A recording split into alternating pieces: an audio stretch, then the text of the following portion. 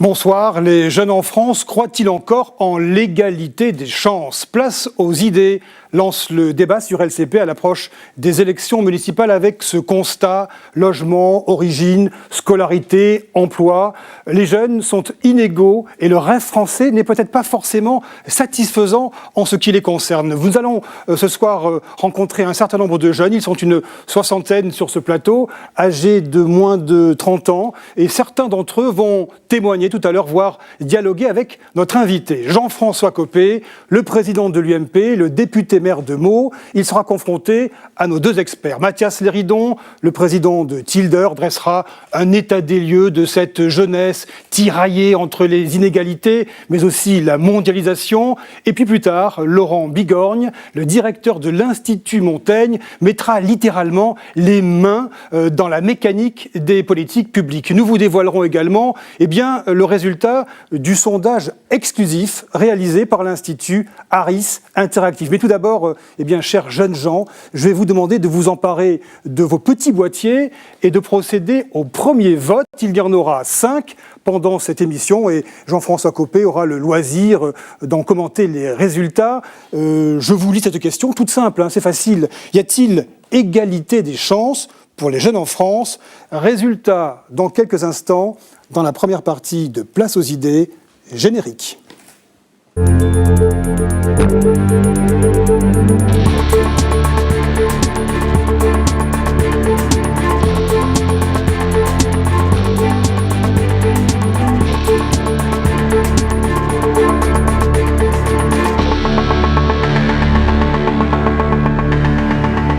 Jean-François Copé, bonsoir et bienvenue sur le plateau de Place aux idées. Bonsoir au passage à Mathias Léridon. Bonsoir. Alors Jean-François Copé, le chômage frappe un quart des jeunes de ce pays.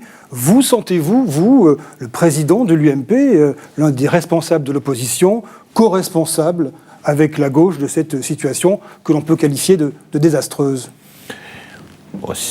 Je ne sais pas si le mot co-responsable est le bon. Je pense en tout cas qu'on a essayé beaucoup de choses, mais qu'on n'a pas tout essayé pour permettre aux jeunes Françaises et aux jeunes Français de trouver plus facilement un emploi. Je crois qu'il y a un certain nombre de pistes que nous n'avons pas explorées, d'autres qui sont systématiquement mises sur la table alors qu'elles ne marchent pas. Je pense par exemple au contrat aidé. Je crois qu'il faut changer complètement de vision par rapport au chômage des jeunes et avoir le courage de faire un certain nombre de choses. Et c'est ça sans doute qu'on aura l'occasion d'évoquer dans cette émission. Est-ce que selon vous, Jean-François Copé, pour redonner du souffle à l'action publique, il faudrait aujourd'hui, pardon pour cette question un peu politicienne, mais un remaniement du gouvernement ? Ça, je crois que malheureusement, ça ne changera pas grand-chose. Ce qui compte, c'est un remaniement de la ligne politique.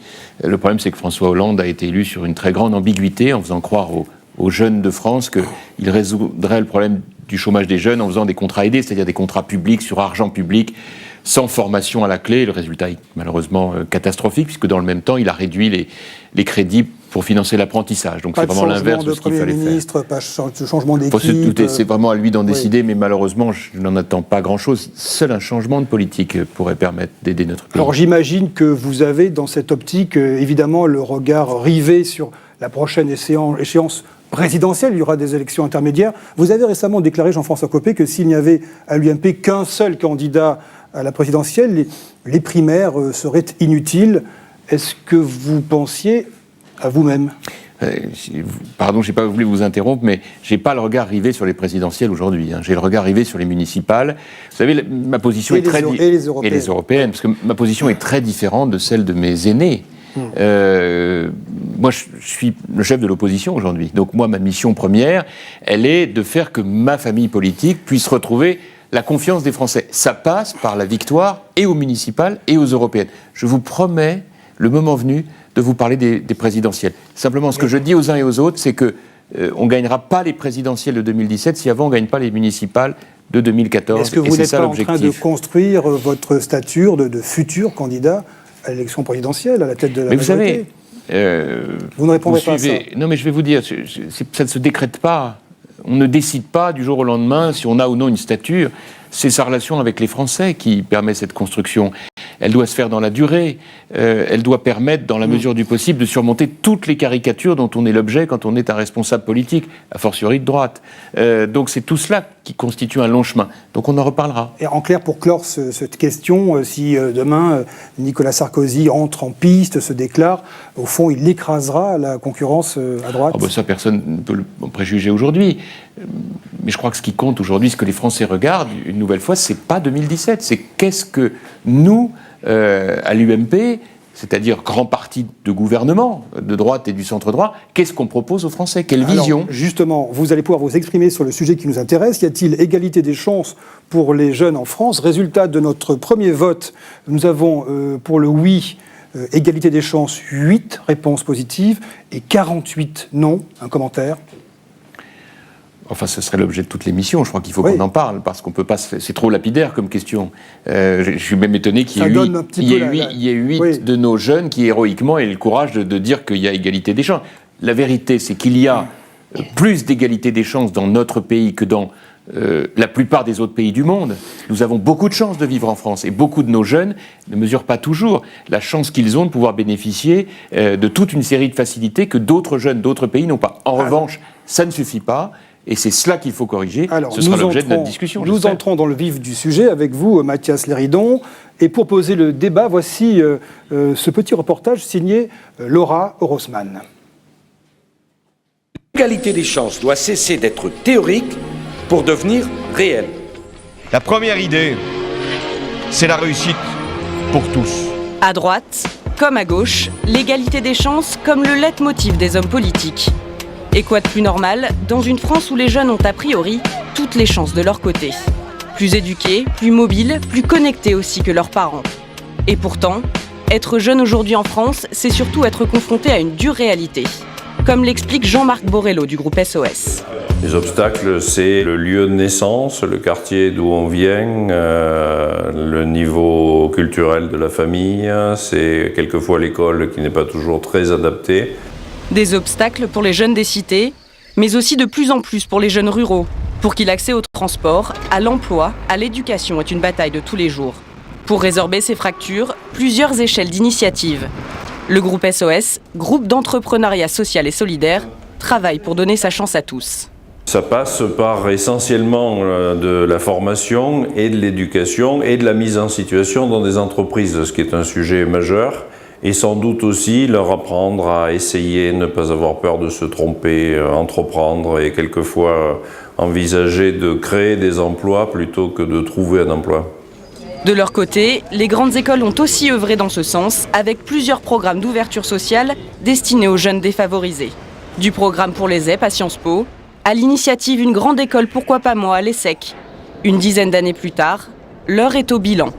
D'une certaine façon, nous sommes aujourd'hui à la fin de cette première étape qui a été absolument indispensable, qui a été utile, qui a des résultats très intéressants. Une grande école, pourquoi pas moi, à l'ESSEC, a permis à des dizaines de jeunes d'intégrer l'enseignement supérieur avec des atouts très renforcés. Mais maintenant, il faut aller plus loin, il faut passer à une sorte de seconde étape, un second souffle de l'ouverture sociale de l'enseignement supérieur. Un second souffle, peut-être pour inclure aussi la grande majorité des jeunes, qui entre ces deux extrêmes, peinent à trouver leur place dans la société française. Leur tentation, aller voir ailleurs, à l'étranger si l'herbe y est plus verte, et c'est bien le pacte républicain qui risque d'imploser. Voilà, le décor est planté. À vous, Mathias Léridon, pour cette première partie que vous avez intitulée « Les jeunes entre mondialisation et inégalité des chances ». Oui, Jean-François Copé, François Hollande a annoncé lorsqu'il a été élu président de la République qu'il voulait être jugé au bout de son quinquennat, sur l'action qu'il avait vis-à-vis des jeunes en France. Tous les gouvernements ont toujours fait des jeunes une priorité politique. Oui. Le gouvernement de Nicolas Sarkozy aussi. Est-ce que vous avez l'impression qu'aujourd'hui, la société française est toujours vraiment connectée sur sa jeunesse? Est-ce qu'en fait, la France, qui est plutôt un pays jeune d'ailleurs en Europe, parce qu'on a une natalité qui est plutôt forte, est-ce que ça n'est pas un pays de jeunes qui pensent vieux? C'est une belle question. Je pense que c'est la question que tout responsable politique doit se poser. Mais si on prolonge votre question, on va jusqu'au bout des choses. Ce que j'ai le plus, si je devais nous faire collectivement un reproche, nous responsables politiques, c'est qu'on ne dit pas la vérité. On a tellement peur de la critique, on a tellement peur d'être caricaturé qu'on ne dit pas les choses telles qu'elles sont. La vérité, c'est que le rôle d'un État moderne, c'est de donner les outils pour permettre à nos jeunes de s'en sortir. Oui, il faut que la société soit connectée. Elle l'est. Nous avons aujourd'hui une des plus importantes couvertures en Europe de très haut débit. Il faut que des outils existent dans les quartiers difficiles comme dans les zones rurales, et votre reportage a tout à fait bien fait de le souligner. Il en faut d'autres, mais il y en a qui existent déjà. Ça ne suffit pas, mais ils commencent à exister. Il y a une chose qui ne va pas, c'est que notre système éducatif, il est dédié aux meilleurs. Quand on est très bon à l'école, on réussira dans le système éducatif français. Quand en revanche, on commence à louper quelque chose, à être moins bon que les autres en maths, à être moins bon une année que les autres, alors tout d'un coup, on vous regarde de travers et le verre devient à moitié vide. Les systèmes anglo-saxons sont des systèmes qui sont moins performants dans l'exigence des meilleurs, mais on donne confiance à nos jeunes, où qu'ils soient. On vient chercher en permanence ce sur quoi ils sont susceptibles d'être les meilleurs et pas ce sur quoi ils sont susceptibles d'être les plus faibles.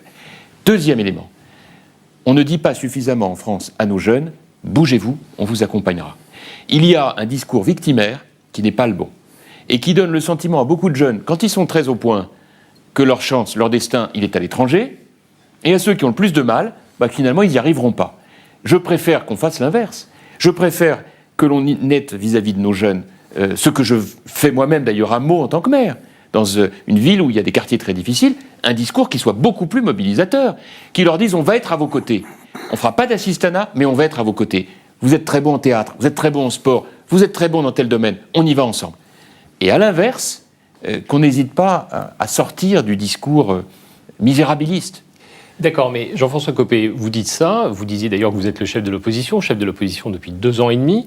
Dans les zones urbaines sensibles, les US, on a 2 fois plus de chômage des jeunes, et on a, pour ceux qui sont passés dans le système éducatif français, on a 4 fois plus d'illettrisme que dans les autres quartiers. Ça ne s'est pas fait en 2 ans et demi. Ça s'est fait au cours des 15 ou des 20 dernières années. Vous avez raison. Donc la réalité, c'est qu'aujourd'hui, vous dites qu'il faut dire la vérité, mais pourquoi, lorsque vous étiez vous-même au pouvoir, pourquoi cette vérité n'a pas été dite? Parce qu'il y a eu certes les internats d'excellence qu'avait créé Nicolas Sarkozy, mais on a un peu l'impression d'une goutte d'eau par rapport à un tsunami qui avance, qui augmente chaque année. Et rappelez-vous, monsieur Léridon, combien ces internats d'excellence ont été critiqués, caricaturés. Le gouvernement, d'ailleurs, actuel, saisit toute occasion pour dire on va les supprimer. Alors que c'est une réussite fantastique. C'est vrai, mais il y en a L'un d'entre eux est dirigé par l'un de mes adjoints à Meaux, Bernard Le Cicero, qui me raconte chaque semaine les résultats obtenus. Mais alors qu'au départ, il s'agit de jeunes qui connaissent des difficultés sociales. Combien de jeunes sont dans les internats d'excellence? Combien y a-t-il de jeunes qui sont laissés à la dérive dans les US? Bien sûr. Non, mais vous avez raison. Pas suffisamment. Mais enfin, saluons quand même l'avancée des internats d'excellence. Deuxième remarque. J'entends tout à fait, c'est normal, tout le monde nous le fait, il n'y a pas de raison que vous échappiez à la règle. Pourquoi vous ne l'avez pas fait quand vous y étiez? Bon, j'ai envie de vous dire, monsieur Léridon, c'est bon. Les Français nous ont renvoyés à nos études puisqu'ils ont choisi monsieur Hollande. Donc c'est fait. On ne va pas verser toute notre vie des larmes de culpabilité par rapport au fait que nous avons été battus. C'est fait. Ce qui compte maintenant, c'est d'en tirer les enseignements. Quelle est la proposition très concrète que je fais? Premièrement, c'est de mettre la notion d'égalité des chances, effectivement, en haut des priorités. C'est deuxièmement, d'appeler les choses par leur nom. Il y a des choses qui... Juste égalité des chances, qu'est-ce que vous mettez derrière égalité des chances en disant sa priorité? C'est-à-dire que chaque jeune puisse avoir accès au même type d'enseignement? C'est que chaque jeune est différent. Chaque jeune est unique. Et que donc, il faut imaginer dans une société moderne que le système éducatif soit organisé pour accompagner chaque jeune dans sa spécificité. Ça veut dire qu'on sorte du collège unique, par exemple, parce que c'est chaque jeune qui est unique.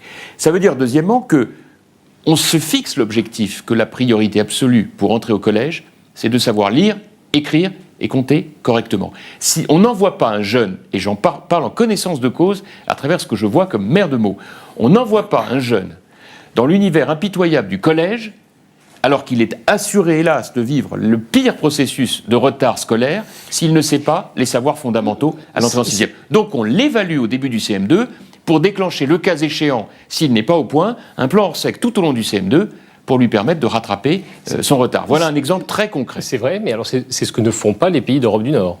Parce que les pays d'Europe du Nord ont décidé, et ils ont constaté d'ailleurs que le fait d'être contre le collège unique, en tout cas de spécialiser les jeunes, en ayant chacun pour chacun une voie particulière, c'était la meilleure manière de maintenir des inégalités dans la société. Alors, je ne partage pas tout à fait votre avis. D'abord, je ne sais pas ce que vous mettez dans l'Europe du Nord. Les pays du Nord font. Mais monsieur Lérinon, je ne sais pas ce que vous mettez dans l'Europe du Nord, mais moi j'ai un exemple qui est l'Allemagne. La Suède, la Scandinavie, voilà. Je voudrais vous proposer un autre exemple qui est celui de l'Allemagne. L'Allemagne, que je regarde de très près, a un modèle qui est très intéressant, puisqu'il vise en réalité à mettre sur le même pied d'égalité toutes les filières de formation, et en particulier l'apprentissage. Nous avons, pour des sommes à peu près équivalentes, 600 000 apprentis, là où les Allemands en ont 1 600 000. Ça vient bien après le collège unique, l'apprentissage. J'ai compris. Sauf que moi, l'idée qu'avec d'autres je défends à l'UMP, notamment Christian Jacob, c'est d'imaginer deux choses nouvelles. Premièrement, que dans l'enseignement général, dès le niveau du collège, on familiarise tous nos jeunes à d'autres métiers que les métiers qui sont appris en université, dans l'enseignement supérieur. Et qu'ainsi, on les familiarise avec les métiers prévus par l'apprentissage. Et la deuxième chose, c'est qu'on installe l'apprentissage dès l'âge de 14 ans, avec la perspective toujours possible pour celui qui est en apprentissage de revenir en enseignement supérieur.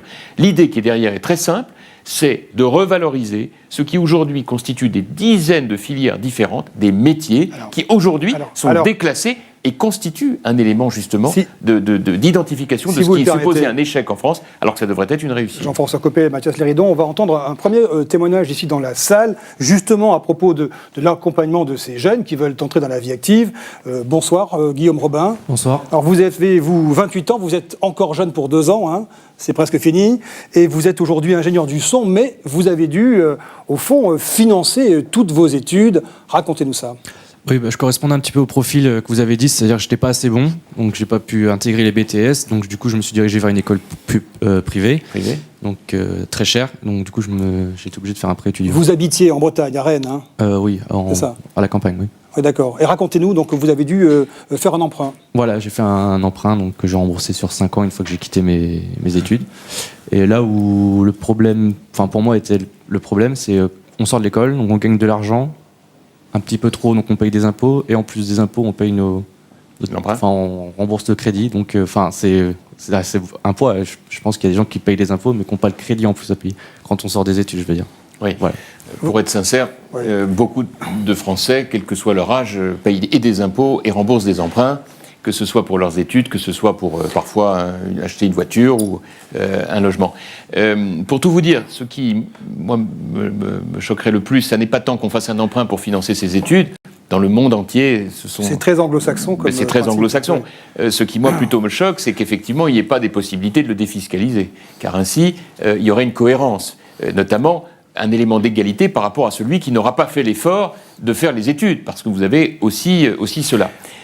Juste un mot sur ce témoignage, Guillaume. J'aimerais que vous nous expliquiez juste un point de détail qui est important. Vous nous avez expliqué, en préparant cette émission, que pour vous, au fond, le plus dur en venant en région parisienne, c'est classique, hein, de trouver un logement, on a tous connu ça, mais que le mot mondialisation, qui a été cité ici même, eh bien, ne vous faisait pas peur. Expliquez-nous. En effet, donc après 4 ans sur Paris, je suis parti 1 an à l'étranger, où je me suis rendu compte que c'était... Où ça ? En Australie, où on m'a laissé ma chance assez rapidement. J'ai juste été frappé à la porte d'une entreprise, on m'a dit pas de problème, alors qu'ici c'est juste la croix et la bannière pour avoir ne serait-ce qu'un petit job. Ou un stage. Ben oui, bien sûr, tout est dit. Ça nous renvoie d'ailleurs au deuxième aspect de l'égalité des chances, c'est le contenu éducatif. Car une chose, effectivement, est d'aller à l'école, d'avoir une formation, mais ensuite, qu'est-ce qu'on vous apprend à l'école ? Il y a 2 choses sur lesquelles je voudrais particulièrement insister. La première, c'est l'enseignement du monde dans lequel on vit. Moi, je suis vraiment très, très agacé de savoir qu'on ne consacre pas plus de temps à rassurer les jeunes Françaises et les jeunes Français sur la réalité du monde. La mondialisation est présentée de manière très, très abstraite, un peu diabolique, alors que, comme vous l'avez dit, la vérité, c'est que le monde est vaste et que nos jeunes doivent pouvoir aller partout. Moi, la seule chose que je oui, mais Jean-François, demande, c'est qu'ensuite, ils peuvent revenir. Quand on a préparé cette émission avec tous ces jeunes, en fait, on s'est aperçu que la mondialisation ne leur faisait pas très peur. En fait, la mondialisation, elle était plutôt attirante pour eux. Il y avait un certain nombre d'entre eux, et notamment lorsqu'on demande aux jeunes en France, ils ont toujours un rêve, c'est de partir. D'ailleurs, c'est le rêve de tout jeune, de partir, d'aller voir ailleurs ce qui se passe. Mais les raisons pour lesquelles ils ont envie de partir aujourd'hui, c'est peut-être aussi parce que finalement, ils ont l'impression que la société française est moins accueillante, moins sympathique vis-à-vis de ces jeunes. Donc il y a certes le système éducatif, mais comment pourrait-on faire lorsqu'on est un élu, un responsable politique, pour faire en sorte que la France devienne accueillante pour ces jeunes? Elle l'a été dans le passé d'ailleurs. Juste avant de répondre, Mathias, je vous demande de reprendre vos boîtiers, de répondre à cette question qui nous concerne. Les jeunes doivent-ils quitter la France pour réussir? Jean-François Copé, si vous pouvez répondre à l'attractivité de la France, question posée par Mathias Laridon. Moi, je suis de manière générale assez réservé sur l'idée de faire des mesures dédiées seulement aux jeunes. Je trouve que c'est très stigmatisant. Qu'ici ou là, il y ait un coup de pouce, c'est tout à fait normal. Que l'on développe l'apprentissage pour permettre à des jeunes de trouver, par exemple, des maîtres d'apprentissage, alors qu'aujourd'hui, ce n'est pas le cas, il n'y a pas d'argent pour ça, tout a été mis dans les contrats aidés. Ça, je pense que c'est indispensable. Mais la énième mesure pro-jeunes, je n'y crois pas. En revanche, je pense que la meilleure manière d'être attractif pour nos jeunes, même si je les encourage à partir, voir ailleurs ce qui se passe et ensuite à revenir, c'est de libérer l'économie. Toute l'économie. Pour tous les gens qui travaillent en France, qu'ils soient d'ailleurs français ou étrangers, en situation régulière. Plus on libérera les énergies, plus on dira allez-y. Il y avait quelque chose qui me plaisait beaucoup dans le commentaire qui était fait par le président de l'association SOS ou entreprise, je ne sais pas quel est son statut, qui disait nous apprenons aux jeunes que nous voyons, nous les coachons, nous les formons, nous leur apprenons à réussir mais aussi à supporter l'échec et à recommencer. Eh bien, ça, c'est ce qui manque en France. Et je pense que l'idée de libérer les énergies, de baisser les taxes des gens qui s'engagent, de baisser les dépenses publiques inutiles pour financer tout ça, de supprimer les 35 heures qui sont un verrou psychologique stupide, de baisser les seuils dans les entreprises, de réduire ce code du travail qui étouffe tout le monde, ça, c'est un ballon d'oxygène pour toute la nation, dont les premiers bénéficiaires seraient certainement les jeunes. Faut-il quitter la France pour réussir, Mathias? 33 oui et 20 non. Voilà, c'est assez finalement majoritaire pour le Mais départ. je crois que c'est une question qui est un peu trop binaire. Oui. Partir, revenir. Moi, je me déplace, vous le savez, beaucoup en France. J'en suis à mon énième tour de France, surtout en ce moment avec les municipales. J'ai été dans l'Isère avant-hier, j'étais dans le Gers, j'étais à Avignon. Et à Grenoble, j'ai passé 1h30 avec 700 étudiants d'une école de commerce. Et les échanges étaient très intéressants. L'école de commerce, ils sont plutôt ouverts à la mondialisation. Et on a eu des questions très, très diverses. Le message que je leur ai délivré, en ce qui me concerne, est le suivant. Je ne vois que des avantages à ce que nos jeunes aillent vivre à l'étranger une partie de leur formation universitaire ou professionnelle. C'est indispensable de voir ce qui se passe ailleurs. Ce que je souhaite, c'est que la France soit en situation de leur dire maintenant revenez. Alors, exercez votre talent en France. C'est vrai, Jean-François Copé, mais la France, elle vit dans le monde. Pour vivre dans le monde et pour être connectée au monde, en tout cas pour qu'il y ait ces échanges, il y a aussi une question de langue. Et on sait que la France est toujours un peu en retard par rapport aux langues. Est-ce que vous seriez pour le fait que, comme dans un certain nombre de pays, on mette le bilinguisme en priorité éducative? Vous prêchez un convaincu, vous savez que je suis un grand militant de l'enseignement de l'anglais. Je voudrais sur ce point de la langue vous dire deux choses, monsieur Laridon, qui me tiennent beaucoup à cœur. La première, c'est que je pense que nous avons un problème qui est, tous les indicateurs le montrent, de maîtrise du français. Je vais venir à l'anglais juste après. Toutes les études récentes et très intéressantes montrent que beaucoup d'enfants qui arrivent en sixième sans avoir correctement maîtrisé la langue française, c'est-à-dire avoir un vocabulaire suffisamment important, sont sujets, pour beaucoup d'entre eux, à des risques de comportement plus tendus, parfois plus violents, parce qu'ils n'ont pas les mots pour dialoguer, pour le cas échéant apaiser, et que cela suscite, et beaucoup d'experts le disent, un réflexe de tension et de violence. Je pense donc qu'il faut absolument que le primaire, l'enseignement primaire, soit dédié à améliorer à tout prix la connaissance et la richesse du vocabulaire en français. Et ça va naturellement avec la grammaire et la syntaxe. Or, on voit bien qu'il y a aujourd'hui une vraie inégalité à l'entrée en sixième par rapport à cette question. Deuxièmement, Jean-François Achilli, l'anglais, c'est capital. Je considère que c'est une assurance vie. Plus nos jeunes parleront parfaitement le français et le mieux possible l'anglais, plus ils en feront un outil de réussite professionnelle. Et pourquoi n'a-t-on pas réussi à le faire dans les 10 dernières années ? Mais parce que ça fait partie de ces innombrables tabous qui auréolent notre système d'éducation nationale. Là encore, réservé, comme toujours, aux bons élèves. À partir de la sixième, on enseigne l'anglais. Et il faut bien le dire, les bons élèves arrivent en terminale avec un bon niveau d'anglais. Le problème, c'est qu'on ne coache pas, pour prendre un mot anglais, suffisamment ceux qui ont un peu de mal et qui assez vite, hélas, abdiquent dans la connaissance de l'anglais. Alors, il est temps, messieurs, de dévoiler le résultat de notre sondage Harris Interactive sur le regard des Français et des jeunes sur l'égalité des chances, réalisé du 14 au 17 février auprès de 1766 personnes représentatives de la population française, âgées de 18 ans et plus. Voilà, c'est dit. Et vous allez le voir, les parents sont mis à l'index. Sur le podium des causes d'inégalité les plus importantes, les Français placent en tête les causes sociales. D'abord, l'éducation reçue par les parents, cause importante d'inégalité pour 84% d'entre eux. Puis le niveau de revenu des parents pour 78% des Français. 73% estiment que le lieu où l'on grandit est déterminant. Puis viennent la nationalité des parents et leur niveau de diplôme, et l'enseignement reçu à l'école. Enfin, les qualités et défauts naturels de chacun, cause innée, qui apparaît comme un facteur d'inégalité beaucoup moins important. Et si les Français sont partagés en ce qui concerne l'égalité des jeunes face à l'accès au transport, à l'éducation, à la santé ou encore à la culture, à leurs yeux, deux inégalités centrales divisent les jeunes dans notre société. La question de l'accès au logement et au premier emploi. Ils sont plus de 3/4 à considérer que les jeunes sont inégaux face à ces problèmes. Voilà, le logement, l'emploi. Mathias Léridon, vous allez nous parler de ce que vous appelez la faillite du pacte républicain. Oui, d'abord quelques remarques sur ce sondage, Jean-François Copé. On voit bien que finalement la société française elle est très inégalitaire et qu'il y a une espèce de perpétuation de cette inégalité puisque finalement c'est l'origine sociale des parents, les revenus des parents, le niveau éducatif des parents qui à 80% de tous les Français est considéré comme étant la principale injustice. Donc on est un peu loin de ce qui était le modèle de l'ascenseur social, en tout cas qui était au cœur du pacte républicain.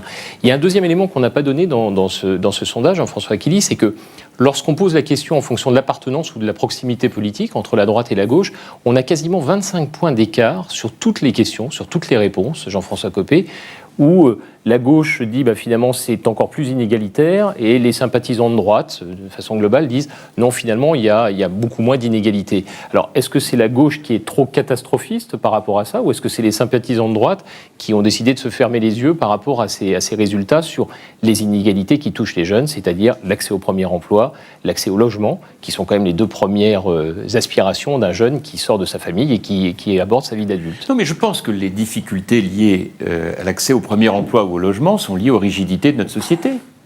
Tant qu'on multipliera les protections qui coûtent beaucoup d'argent public, qui grèvent les déficits et qui ne permettent pas de cibler des politiques publiques utiles pour qu'on ait justement tout de suite une facilitation sur le logement ou sur le premier emploi, on n'y arrivera pas. Quand vous avez de telles charges sociales pour embaucher, c'est un frein à l'embauche terrible. Quand vous avez de telles contraintes pour louer un appartement, un logement dans toutes les grandes agglomérations, et la loi Duflot est venue encore les accroître, on ne peut pas trouver à se loger. C'est ça le véritable problème. Alors, une fois qu'on a dit cela, moi je voudrais quand même qu'on remette aussi les choses en perspective. Notre pays est un des pays les plus généreux du monde. Alors j'ai des scrupules à le dire parce qu'on est tellement dans le catastrophisme, on est tellement mieux entendu dans notre pays quand on dit du mal, quand on est négatif, quand on est pessimiste, qu'on en perd l'essentiel. Notre pays doit se sortir de ce catastrophisme. Faisons la liste des avantages et des atouts et identifions clairement ce qui ne marche pas. On parle des parents. J'entendais dans le résultat de votre sondage, dit oui, première inégalité, c'est les revenus des parents. Écoutez, moi je voudrais apporter une petite nuance. Bien sûr, des parents plus fortunés peuvent apporter des moyens supplémentaires à leurs enfants. Enfin, dites, est-ce que c'est pas les valeurs des parents d'abord qui permettent aux enfants d'être équilibrés? Vous pensez que quand on est issu d'un milieu un peu favorisé, mais qu'on a des parents qui sont jamais là, qui se disputent entre eux, voire qui se séparent, qu'ils ne gèrent rien, que c'est le conflit, l'enfant grandit dans un meilleur contexte qu'un enfant d'une famille un peu plus modeste, avec des parents qui se battent pour réussir, qui ne lâchent rien, et qui, à la force du poignet, donnent un bel exemple à leurs enfants? Je dis simplement que ça aussi, ce sont des éléments intégrés. Non, mais vous avez raison, Jean-François Copé, mais il y a peut-être aussi un élément, c'est que cette espèce de changement culturel par rapport à la jeunesse, par rapport à notre pays, ça passe aussi par la représentation politique. J'ai fait le compte sur la nouvelle Assemblée nationale, il y a une députée qui a moins de 30 ans, qui est Marion Maréchal Le Pen, qui a 29 ans, si mes souvenirs sont bons, et on a 39 députés qui ont moins de 40 ans, c'est-à-dire 7% des députés. Alors, ça n'est pas la réalité de la sociologie de la société française. Donc, est-ce qu'il n'y a pas aussi de la part du politique. Alors il y a beaucoup d'efforts qui ont été faits en termes de parité entre les hommes et les femmes, mais est-ce que finalement il n'y a pas une sous-représentativité de la jeunesse en général? Et je ne mets pas dans la jeunesse les moins de 30 ans, mais forcément jusqu'à 40 ans. J'entends cet argument, mais c'est quand même des arguments qui ne sont pas tout à fait... c'est des arguments que je trouve faciles. Pourquoi?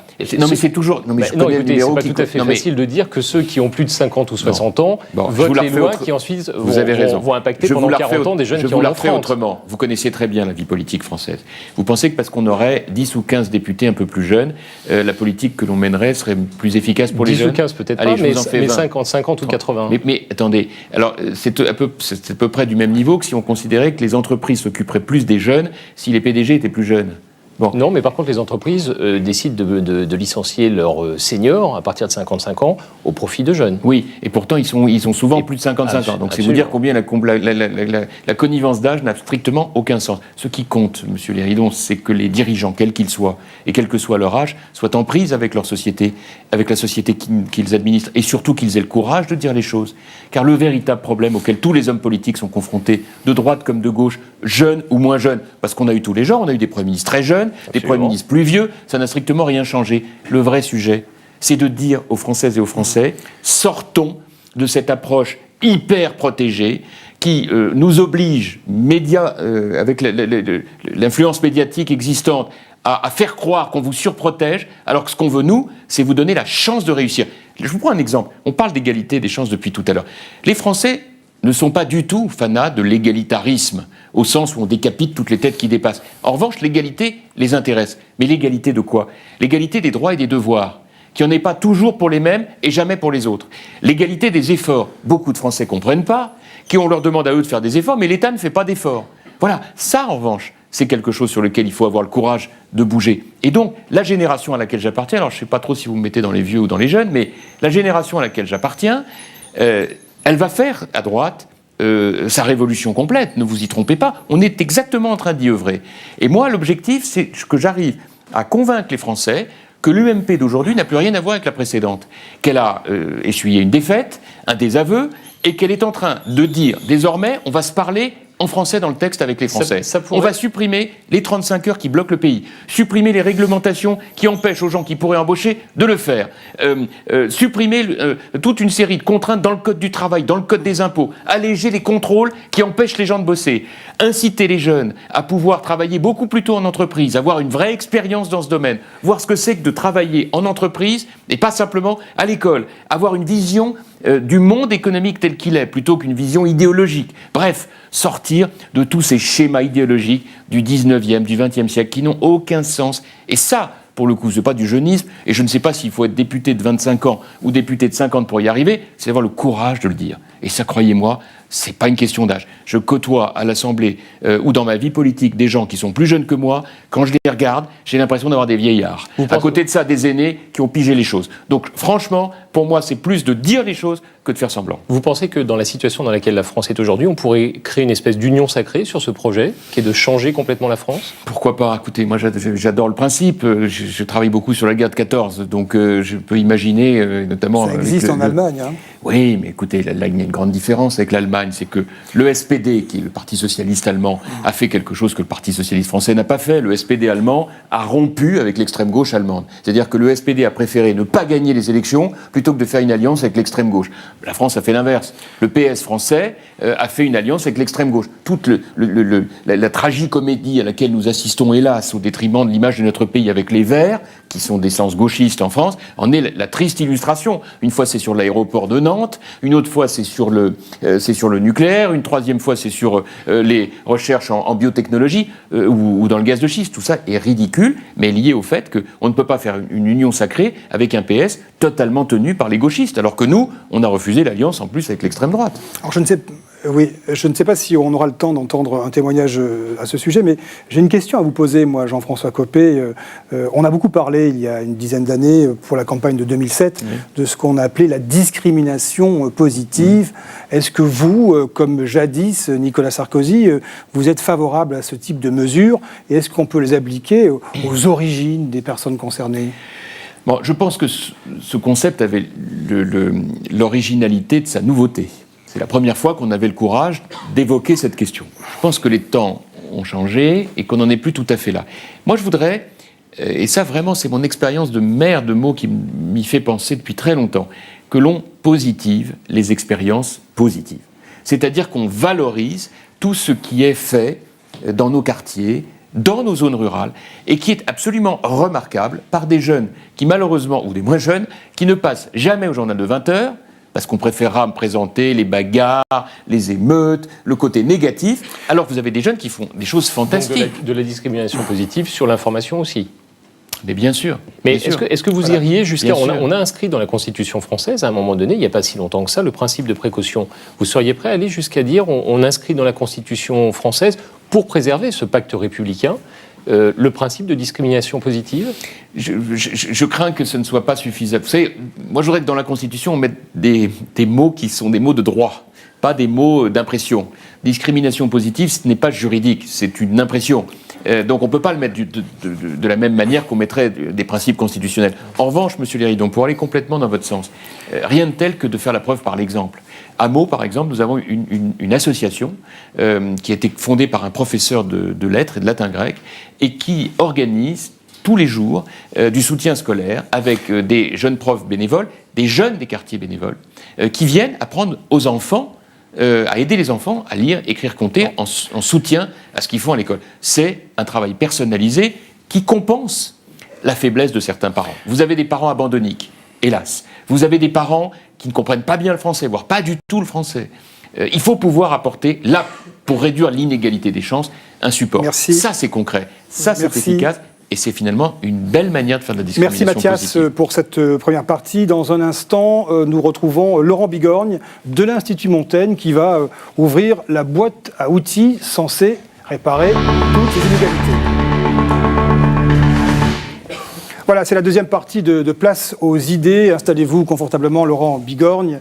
Nous allons tout d'abord regarder ce sujet qui passe par Clichy-sous-Bois, qui fut, je vous le rappelle, le point de départ de la crise des banlieues d'octobre 2005, après la mort accidentelle de 2 mineurs. Nous allons voir si les politiques publiques sont efficientes. Échec scolaire, pauvreté, chômage ou encore logement, les jeunes sont les premières victimes de la crise et une priorité pour les gouvernements. C'est dans les zones urbaines sensibles que le constat est le plus amer. Clichy-sous-Bois est une ville symbole de ces inégalités. Dans cette ville dite oubliée, le chômage est 2 fois plus élevé qu'ailleurs. C'est pourquoi la ville a bénéficié en 2004 du plus important programme de rénovation urbaine lancé par l'État en France. Il y avait ici une copropriété extrêmement dégradée, la Forestière. Après presque 10 ans de PRU, on en a démoli la moitié. On a construit une école ici, on va construire une deuxième école là. Objectif, désenclaver la ville. Pour le maire, le plan commence à porter ses fruits. C'est d'abord un bilan très positif parce qu'il suffit d'aller sur place pour voir ce quartier entièrement rénové, à visage humain, avec des immeubles beaucoup plus petits, une architecture complètement moderne, un urbanisme de rue. Ici, on réclame que de l'équité et de la justice, on ne demande pas de l'exception, on demande à ce que cette ville soit considérée comme toutes les villes de France et que les gens qui y habitent puissent avoir les mêmes chances. Des chances qui ne sont pas les mêmes pour tous, surtout en matière d'éducation, comme l'a révélé un récent classement international. Un paradoxe, alors que depuis 30 ans, les dispositifs politiques se multiplient. Avec les zones d'éducation prioritaire, les ZEP, puis les REP, les RAR ou encore les éclairs. Autant d'acronymes pour réaliser une seule ambition, donner plus à ceux qui ont moins. Aujourd'hui, plus d'1 élève sur 5 bénéficie d'une éducation prioritaire. En janvier dernier, le ministre de l'Éducation Vincent Peillon a voulu la refonder pour améliorer un système qui s'essouffle. C'est bien un système éducatif national, simplement il y a des zones qui sont plus en difficulté que d'autres et dans ces zones-là, il y a un effort plus particulier. 350 collèges et les écoles qui vont avec, c'est-à-dire environ 2500 écoles, vont être classées REP+. Dans ces écoles et dans ces collèges, on va faire un énorme effort en termes d'accompagnement pédagogique, de formation continue des enseignants, d'attribution de moyens supplémentaires. Des moyens supplémentaires qui pourraient être bienvenus. Une autre enquête, de la Cour des comptes cette fois-ci, révélait que l'État dépensait 47% de plus pour un élève parisien que pour un élève de l'académie voisine de Créteil. Voilà, Laurent Bigorgne, apparemment il y a du travail. Je crois, bonsoir. Bonsoir. On a vu un exemple de rénovation urbaine. On se disait en aparté qu'il y en avait d'autres, votre ville, mais on aurait pu prendre Montfermeil à côté de Clichy et Clichy-sous-Bois en soi. Ça marche, la rénovation urbaine? Mais bien sûr. Ça suffit? Il y a des conditions à respecter pour que ça marche. Vous citiez l'exemple d'un maire socialiste, il y a des maires UMP qui ont fait ce travail aussi. Il y a des conditions. Vous savez, moi, je m'y suis engagé dans la rénovation urbaine depuis une dizaine d'années, et je dois dire que c'est vraiment le miracle de la République. Et on passe tellement de temps à dire du mal. Je voudrais rappeler les choses. La condition, elle est de tout faire en même temps. L'erreur, c'est de ne faire que de la rénovation urbaine, et d'oublier qu'on travaille pour les habitants. Tout faire en même temps, ça veut dire quoi? Certes, il faut casser les tours. Mais à la place, il faut y mettre des immeubles à taille humaine, de 4 étages, là où il y avait des tours de 15 étages. Il faut y mettre de la sécurité. Il n'y a pas de sécurité, ça ne marchera pas. Police municipale, armée, parce que la nuit, il faut qu'elle le soit, au moins la nuit. Caméras de vidéosurveillance, ça c'est un élément clé. Troisième point, il faut de l'emploi. C'est cher, tout ça, ça fait beaucoup de dépenses publiques? Toujours moins cher que les émeutes urbaines comme celles qu'on a vues, dont le coût est considérable pour une nation. On redit pour les Français qui nous écoutent, c'est 45 milliards le plan de rénovation urbaine. Oui, c'est 45 milliards qui ont été investis, donc c'est considérable. Un remarquable travail qui a été initié à l'époque par Jacques Chirac, avec Jean-Louis Borloo comme ministre de la Ville, qui fut, à mon avis, le meilleur ministre de la Ville de ces 20 dernières années. Donc, c'est rénovation urbaine, sécurité, je viens de le dire. Troisièmement, c'est l'emploi. Il faut des zones franches qu'on a mis en place, qui défiscalisent ou détaxent en charge sociale les entreprises qui embauchent des gens du quartier. Quatrièmement, il y faut de la culture, du sport, de la qualité de vie. Quand vous mettez tout ça, positive en fait. Bah, écoutez, je sais pas sur des territoires. Oui, alors sauf que le concept tel qu'il était imaginé à l'époque par Nicolas Sarkozy n'était pas tout à fait celui-là. Mais ce que je veux dire en revanche, c'est que là où il y avait, je l'ai vu à Meaux, dans ma ville, à Beauval, qui faisait la moitié de la ville, et à Pierre Collinet, 100% de logements sociaux. Désormais, nous avons à côté des immeubles logements sociaux de l'accession à la propriété, de telle sorte que les gens se disent il y a une perspective de pouvoir devenir propriétaire, moyennant le même niveau de loyer qu'on passerait sous forme de traite de remboursement. Bon. Donc, logement, sécurité, emploi, culture, sport, qualité de vie, vous refaites un quartier. Je glisse juste une question, Laurent Bigorne, vous prenez vos appettes. Êtes-vous pour ou contre cette discrimination positive dont nous parlons en France? Allez-y, répondez. Continuez, Laurent Bigorne. Oui, alors, moi j'avais envie de vous demander très, très directement, puisqu'on voit bien qu'il y a un plan d'ensemble, tel que vous l'annoncez. On a une situation archi tendue de finances publiques que vous connaissez très très bien. Est-ce qu'on a encore les moyens de cette politique d'égalité des chances aujourd'hui?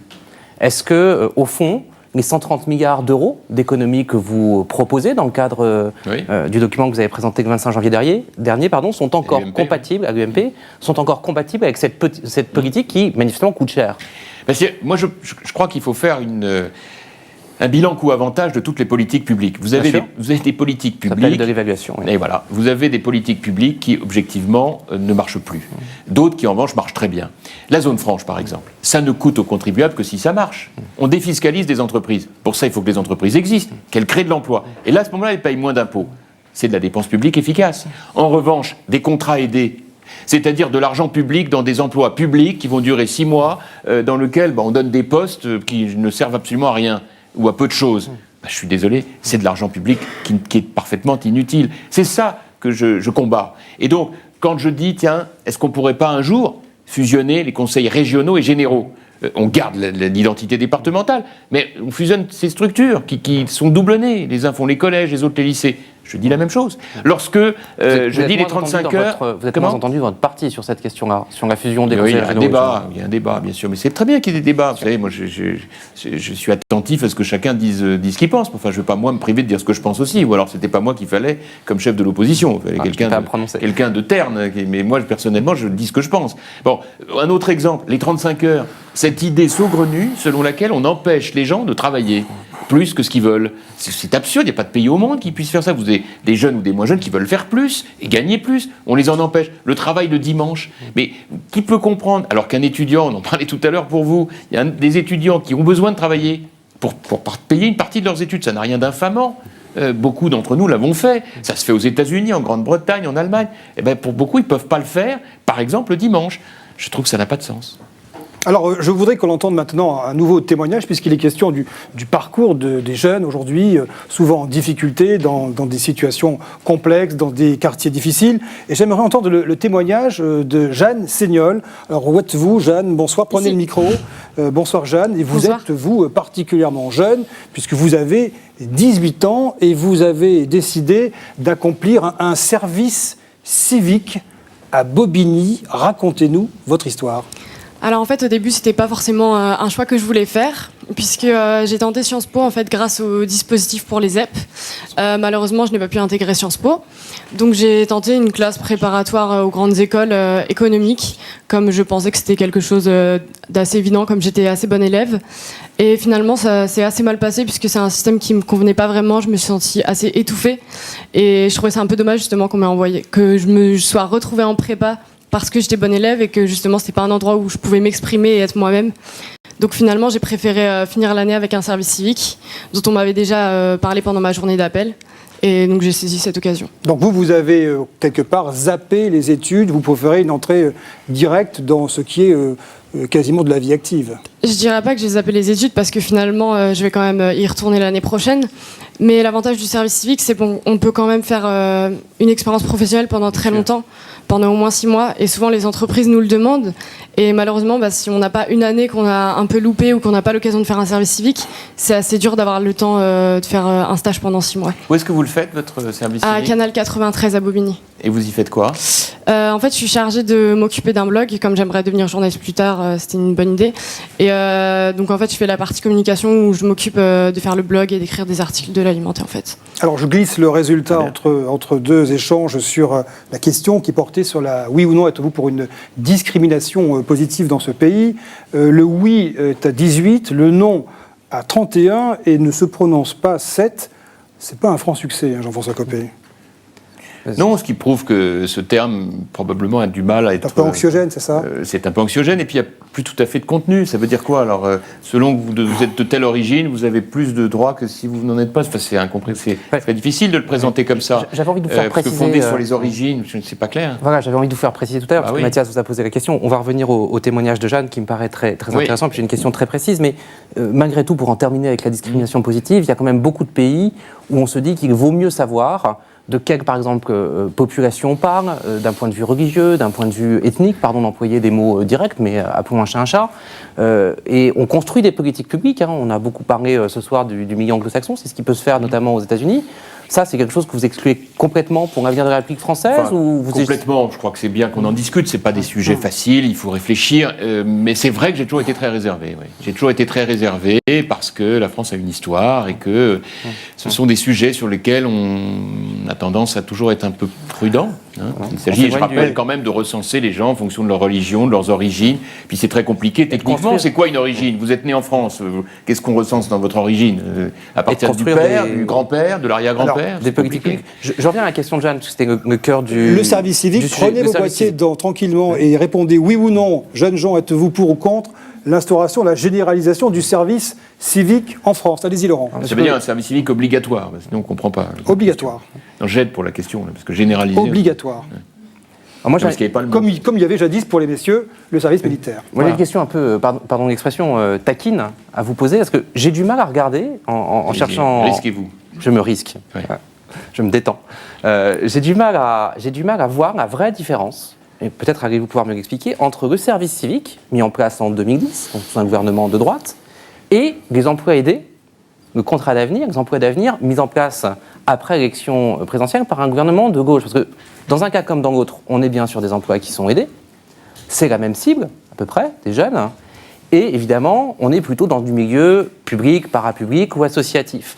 Et j'ai envie de vous demander à vous, comme responsable politique, ayant lu le document produit par l'UMP le 25 janvier, qui est la plateforme, votre ligne politique, où est la rupture? C'est-à-dire, où est-ce que, dans les propositions de l'UMP, alors j'ai entendu que vous ne vouliez pas de mesures sectorisées pour les jeunes, mais malgré tout, avec un taux de chômage de 2,5 fois la population des adultes, Où est-ce qu'est la proposition phare de l'UMP pour contrer le taux de chômage des jeunes qui est vraiment dramatique dans ce pays? Monsieur Bigand, vous avez compris que tout ce qu'on propose, c'est une vraie rupture. Quand vous êtes... Non, mais attendez-moi. Sur ce point-là... Non, mais là, parce que vous me faites poser deux questions. Vous me parlez de service civique et puis vous me parlez de la rupture. Je vous dis que le service civique et l'emploi d'avenir, c'est un peu la même chose. Non, mais attendez. Le service civique n'est absolument pas la réponse au chômage des jeunes.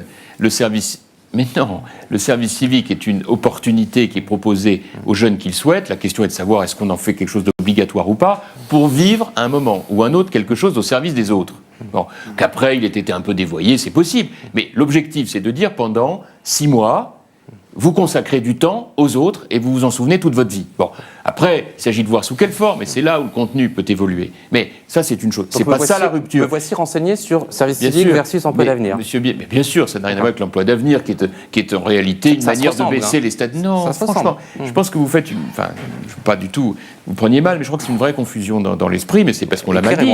On l'a mal dit. Mais le service civique, dans le mot service civique, il y a l'idée de servir les autres. Alors que l'emploi aidé, c'est un poste pendant quelques temps pour être payé. Résultat du sondage, je vous coupe. Oui pour le service civique, merci, obligatoire. 29 oui, 22 non et 6 qui ne se prononcent pas. Si vous voulez, c'est vraiment deux choses différentes. Moi, je crois beaucoup à cette idée, puisque le service militaire a été supprimé, que nos jeunes gens et jeunes filles puissent consacrer 6 mois de leur vie à faire vraiment complètement autre chose que ce qu'ils ont envie de faire au service des autres. Ça reste une expérience unique et qui fait partie du parcours. Bon. Maintenant, la vraie rupture de l'UMP, du point de vue économique, pour les jeunes comme pour les moins jeunes, c'est de dire on va remettre de l'oxygène dans ce pays.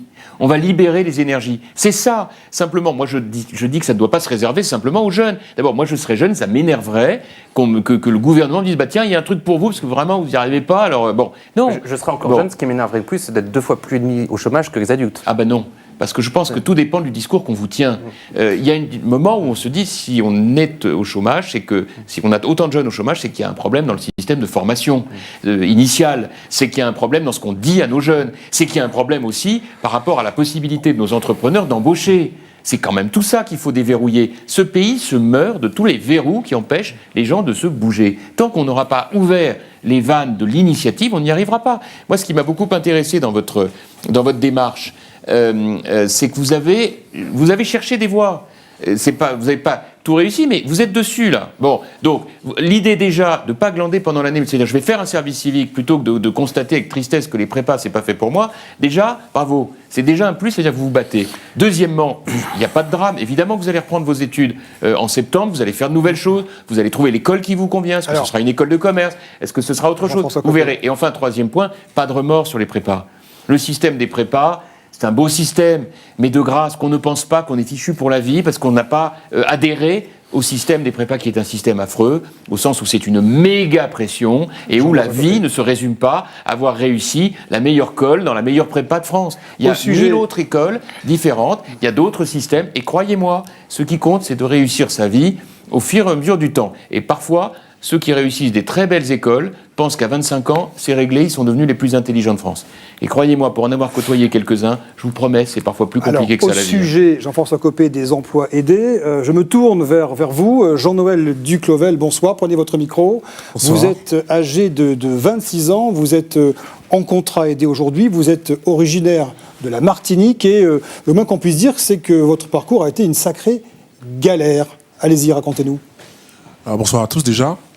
Alors c'est vrai que j'ai un peu galéré, parce que je suis sur Martinique, et après quelques années de déboires, malheureusement, au niveau scolaire, je suis arrivé en métropole en novembre 2012 pour une formation à la fin d'Évreux. C'est-à-dire que vous ne trouviez pas de travail, de formation sur place, c'est ça? Quelle était la difficulté principale? La difficulté, en fait, c'était, hormis, après mon bac S, j'ai d'abord fait une année au campus, Martinique. Malheureusement, il n'y avait pas le métier qui m'intéressait. J'ai fait une école privée, il coûtait malheureusement trop cher, et même avec des prêts. Et donc, après, malheureusement, j'ai échoué. J'ai essayé de travailler dans des petits jobs, mais malheureusement, ça ne me plaisait pas. Donc, j'ai toujours mon domaine, c'était l'informatique. Et en Martinique, il n'y a pas beaucoup de débouchés en informatique, malheureusement. Donc, du coup, je suis venu en formation à la fin d'Évreux. Oui. Et après 9 mois, j'ai eu mon diplôme, tant bien que mal, en juillet 2013. Et vous avez eu un diplôme de quoi? De technicien supérieur en support informatique. D'accord.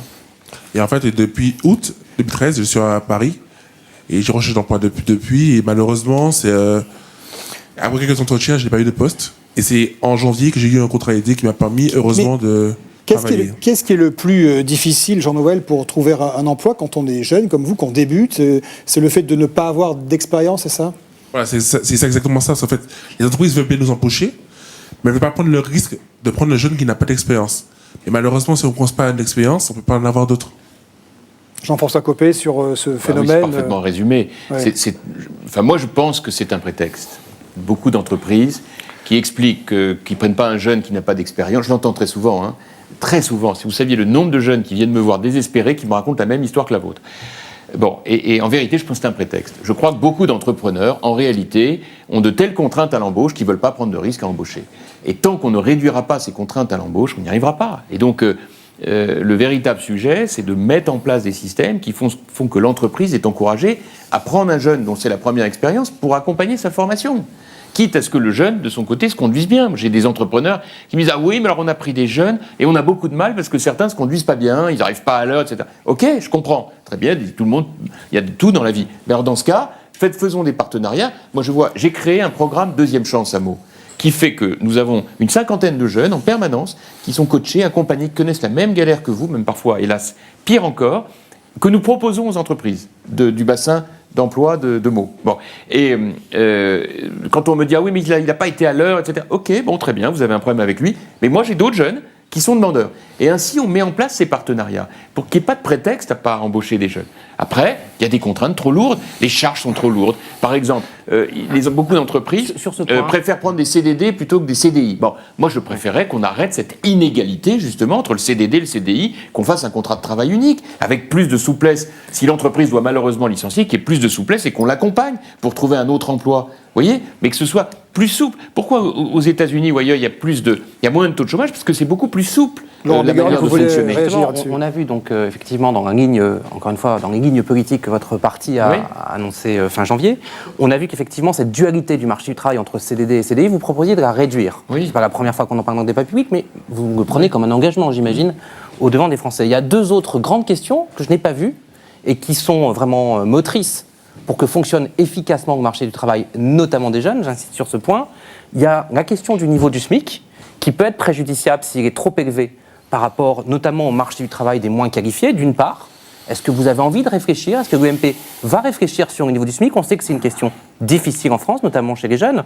Et puis il y a une deuxième question qu'on a vu fonctionner, ou en tout cas un deuxième enjeu qu'on a vu fonctionner en Europe du Nord, qui est celle de l'accompagnement obligation. Et pardon de le dire, ça ressemble au RSA. C'est-à-dire qu'à un moment ou à un autre, on considère que financer un jeune pour le motiver à chercher du travail, c'est quelque chose que la collectivité publique peut faire.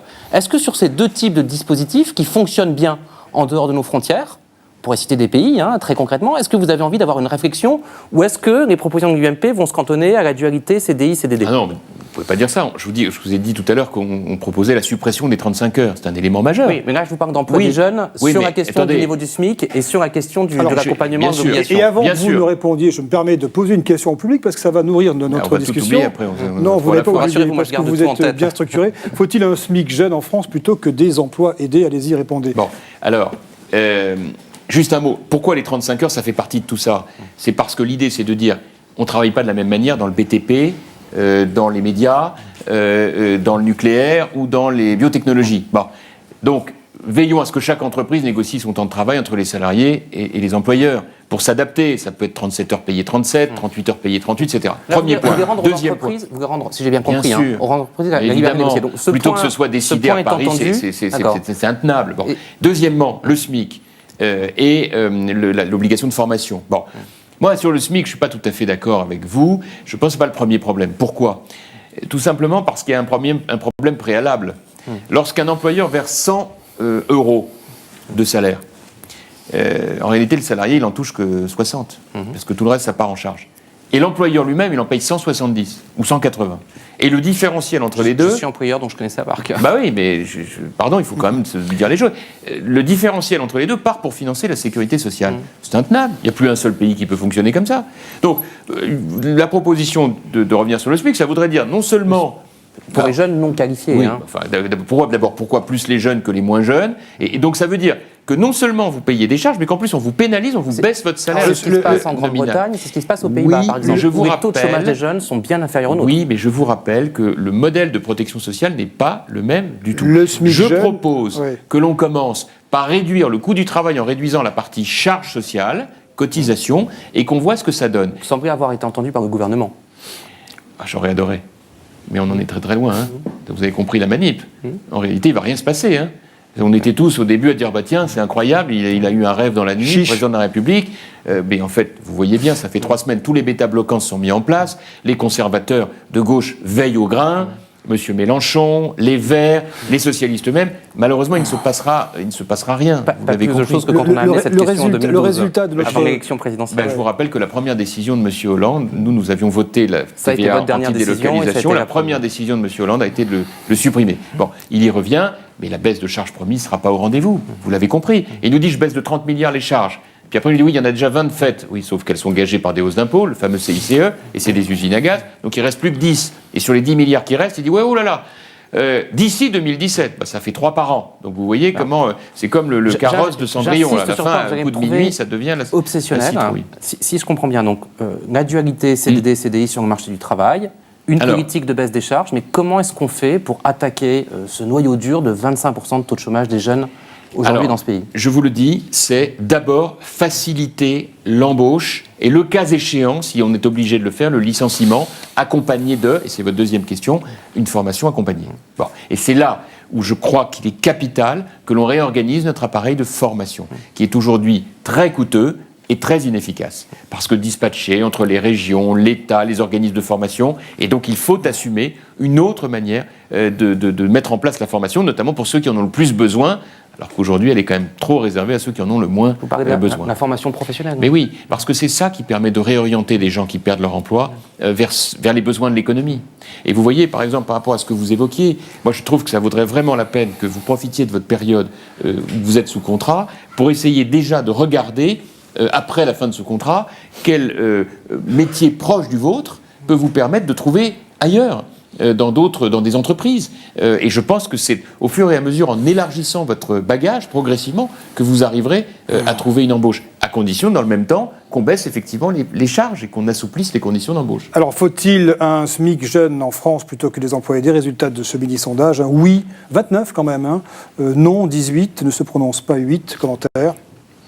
Je pense que les emplois aidés, les gens comprennent bien que ça ne marche pas. Sauf, alors pardon, je suis désolé de vous dire ça parce que vous en bénéficiez, mais en même temps, vous en bénéficiez dans un contexte particulier. C'est-à-dire qu'on voit bien que pour vous, c'est vraiment une étape immédiate. Vous avez quand même une formation et un métier. Il faut que vous trouviez votre débouché. Donc pour vous, ça peut correspondre. Mais malheureusement, je vois que dans beaucoup d'endroits, c'est pour diminuer les statistiques du chômage. Et c'est une solution très très provisoire. Trop provisoire. Alors, Jean-François Copé et Laurent Bigorgne, quelle boîte à outils, comment réparer la France? On en parle. Changer de mot, la boîte à outils, c'est... Vous êtes réactif, hein? Disons que je participe à l'émission. C'est épidermique à ce point-là? Non, c'est pas épidermique, mais c'est tellement pas le mot adapté, quoi. Vous savez, quand on fait croire aux gens qu'on va leur régler leurs problèmes. Comment réparer la France, Jean-François Copé, avec notre enquête Harris Interactive Suite sur la perception des Français sur, on va dire, une décennie de politique publique. Vous allez le voir, le gouvernement a du chemin à faire avec ses emplois aidés. En 10 ans d'action publique en faveur des jeunes, seules 2 mesures retiennent l'attention des Français. Le remboursement de la contraception pour les jeunes femmes et l'accès gratuit aux musées et aux monuments nationaux pour les jeunes. 2 Français sur 3 y voient un impact positif. Puis vient le permis de conduire à 1 € par jour. En revanche, plus d'1 Français sur 2 ne perçoit pas d'impact positif en ce qui concerne l'éducation prioritaire, le service civique, les emplois d'avenir et les contrats de génération. Des mesures pourtant consacrées à l'insertion professionnelle et à l'éducation. Les moins de 30 ans, directement appliqués, sont encore plus pessimistes sur ces mesures. En effet, plus d'1 quart d'entre eux disent ne pas connaître ou ne pas vouloir se prononcer sur ces questions. Alors, Laurent Bigorgne, quelle solution quand on voit ces résultats? Moi, il y a une première chose qui m'a frappé, c'est le dernier commentaire de la pastille, c'est qu'il y en a aujourd'hui, on a 1 quart des moins de 30 ans qui, au fond, sont des décrocheurs de la vie civique. C'est-à-dire que les notions élémentaires dont on parle ce soir, d'une certaine façon, ils n'en ont pas entendu parler. Moi, j'ai peur qu'ils nourrissent soit l'abstention, soit les extrêmes, de gauche comme de droite, hein. Comment on fait, Jean-François Copé, pour aller chercher ce tiers de jeunes aujourd'hui qui manifestement passent sous le radar des politiques publiques et des décideurs publics que Non, vous êtes? mais je crois qu'il y a un énorme problème de crédibilité de la parole politique. Aujourd'hui, les Français, c'est pas tant qu'ils ont décroché, mais ils n'y croient plus. Ils ne croient plus à l'efficacité des hommes politiques. C'est tout notre problème. Et on y a notre part. Hein. On y a notre part. Il ne faut pas se mentir. Moi, je crois qu'il faut changer complètement la méthode de gouvernement. Complètement. Il faut arrêter, il faut intégrer ce que ça veut dire le quinquennat. Le quinquennat, c'est que, en réalité, contrairement à ce qu'on pense, c'est pas 70 ou 80 promesses qu'on met en œuvre tout au long d'un quinquennat. C'est 5-6 grandes réformes qu'on met en œuvre dans les 6 premiers mois du quinquennat. On n'attend pas je vous trop entends longtemps sur ce pour le constat, faire. mais tout à l'heure, quand Mathias vous interrogeait sur la diversité des candidats, et on parlait de parité, on parlait de jeunes, on parlait de diversité, on aurait pu parler d'origine socio-professionnelle. Il y a de plus en plus de candidats, on le sait tous, à l'Assemblée nationale qui sont des professionnels de la politique. Vous aviez l'air plus sceptique sur la nécessité de proposer en tant que chef de parti des candidatures renouvelées. Parce que, M. Bigon, la conversation qu'on avait tout à l'heure avec M. Léridon était très intéressante, mais elle met de côté quelque chose qu'il faut que chacun accepte de comprendre. On ne s'improvise pas responsable politique, on ne s'improvise pas entrepreneur, directeur général d'un grand think tank. C'est des années de travail, c'est des années d'expérience. On ne s'improvise pas député, on ne s'improvise pas maire. Il y a un parcours à faire. Cette idée... les partis choisissent les meilleurs aujourd'hui. Les partis arrivent à faire ce travail de choix, de formation des meilleurs. On essaye autant qu'on peut le faire, mais moi j'ai mis en place, avec Michel Tabarot, nous avons mis en place un énorme programme de formation de nos candidats, qui inclut des formations de gestion publique. On essaye de tenir compte de la réalité du terrain et de trouver beaucoup de nouveaux candidats. D'ailleurs, vous verrez, la génération qui va, j'espère, l'emporter à l'UMP au municipal de mars, va renouveler une bonne partie de la classe politique à droite, avec beaucoup de visages nouveaux. Mais ça ne s'improvise pas, il faut le temps de le faire. On ne va pas dire, tiens, je mets tant de jeunes de 25 ans. Puis, non, voilà, on citait la petite fille Jean-Marie Le Pen. Bon, il y aurait beaucoup à dire sur ce sujet, mais enfin, je rappelle qu'elle a été élue d'abord parce que la gauche s'est maintenue dans cette circonscription, et que c'est ça qui lui a permis de gagner. Une dernière question sur tous les sujets qu'on a brassés, qui touchent à l'égalité des chances, et qui touchent sur le comment, au comment. Vous venez parler de la question institutionnelle sur l'éducation, qui est une politique qui crée beaucoup de fatalisme, et qui est une politique dont on sait que les résultats sont globalement médiocres. On a essayé, plutôt avec la droite, l'expérimentation. On a essayé avec la gauche, la loi. Il y a quantité de méthodes qui, depuis 3 décennies, en gros, ont été au fur et à mesure expérimentées. C'est quoi la bonne méthode pour réformer l'éducation ? Enfin, la bonne méthode. Je pense qu'il faut faire confiance aux hommes. Alors, ça objectivement, je suis très reconnaissant de me répondre ça, mais ça va être un peu court pour un programme de gouvernement. C'est bien pour ça que j'avais en tête de compléter. Très bien. Faire confiance aux gens, ça veut dire quoi ? Ça veut dire que d'un collège à l'autre, c'est pas la même situation. Et que c'est pas à Paris qu'il faut décider de tout ça. On entend beaucoup parler du collège, beaucoup moins de la petite enfance, beaucoup moins de l'école primaire. Ça vous intéresse pas ? Non, j'ai beaucoup travaillé sur la petite enfance et sur le primaire. J'ai évoqué d'ailleurs tout à l'heure l'idée d'évaluer en début de CM2 le niveau de compétence des enfants avant de les envoyer au collège.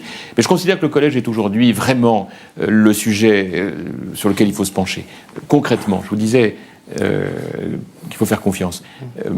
Un principal de collège est un homme clé, un homme ou femme clé. En fonction de sa personnalité, de sa capacité à bâtir un projet, de son leadership, j'ose le mot, on n'a pas le même collège. Et je l'ai vu physiquement. Sur un même établissement, dans l'un des quartiers difficiles de la ville dont je suis le maire, j'ai vu comment un collège pouvait changer du tout au tout. Avoir de mauvais résultats, puis avoir de très bons résultats. Créer une dynamique collective où l'équipe pédagogique n'est plus tout à fait la même. Il faut pour ça une vraie autonomie pour les principaux de collège, pour qu'ils puissent choisir leurs équipes. Aujourd'hui, elles leur sont imposées entre les points d'ordinateur, les accords syndicaux, etc. Il faut qu'ils puissent choisir des équipes de gens chevronnés. C'est pas la même chose d'être dans un centre-ville ou dans un quartier difficile. Oui, et y a beaucoup de pouvoir avoir une liberté sur le projet qu'on propose. Mais il y a beaucoup de spécialistes de l'éducation, des économistes de l'éducation très sérieux, souvent hors de France, qui disent qu'au collège, c'est déjà joué, c'est déjà trop tard, les inégalités sont déjà figées. Écoutez, moi je suis certainement beaucoup moins fort que tous ces spécialistes, mais je vous le dis, d'expérience, le collège, c'est un élément clé. Pour une raison simple. La grande section, la petite section, la moyenne section, la maternelle, non ? Alors, très bien, je laisse tomber le collège. Vous ne voulez pas que j'en parle ? Mais sur le maternel et le primaire, je suis tout aussi concentré. Nous avons fait beaucoup de travail là-dessus et nous avons évoqué longuement à l'UMP l'idée de tout mettre, de mettre le paquet, comme on dit, sur les savoirs fondamentaux. Lire, écrire compter. Mais concrètement, ça voudrait dire quoi Mais alors c'est ce que je vous ai dit tout à l'heure. C'est-à-dire que nous faisons une évaluation au début du CM2 et que tout l'enseignement en maternelle et en primaire est concentré sur le fait de réussir cette évaluation. Et si au début de la du CM2 n'est pas réussi, alors on repense complètement le CM2 en faisant un accompagnement personnalisé pour les enfants qui ont du mal. Donc c'est vraiment se concentrer là-dessus et donc laisser tomber toute une série d'enseignements périphériques, sans compter les livres absurdes, qui ne servent à rien, si ce n'est à perturber les enfants.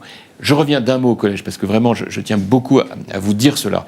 Le collège, de la 6e à la 3e, de 10-11 ans à 15-16 ans. Il y a une telle évolution morphopsychologique qu'il faut absolument l'intégrer avec un accompagnement personnalisé. Donc pour moi, c'est un continuum, mais le collège étant ce qu'il est, il y a encore beaucoup de choses à faire dans le collège. Jean-François Copé, merci d'avoir été l'invité ce soir de Place aux idées. Vous avez l'air assez mûr, finalement, pour, même si vous n'avez pas répondu, pourquoi pas vous présenter pour la droite en 2017 ah mais c'est gentil, en tout cas, de vous préoccuper de ça. Et comme vous ne répondez pas à la question, j'ai tenté le coup à la fin. Si vous, mais c'est bien fait, c'est bien fait. Merci à vous, Jean-François Copé. Donc, merci à Laurent Bigorgne, à Mathias Léridon, à toute l'équipe qui a préparé et réalisé ce magazine. Retrouvez les dates et les heures de rediffusion de ce numéro sur le site internet de LCP. Prochain rendez-vous de Place aux idées. Ce sera au mois de mai, juste un petit peu avant les élections européennes. Merci, au revoir.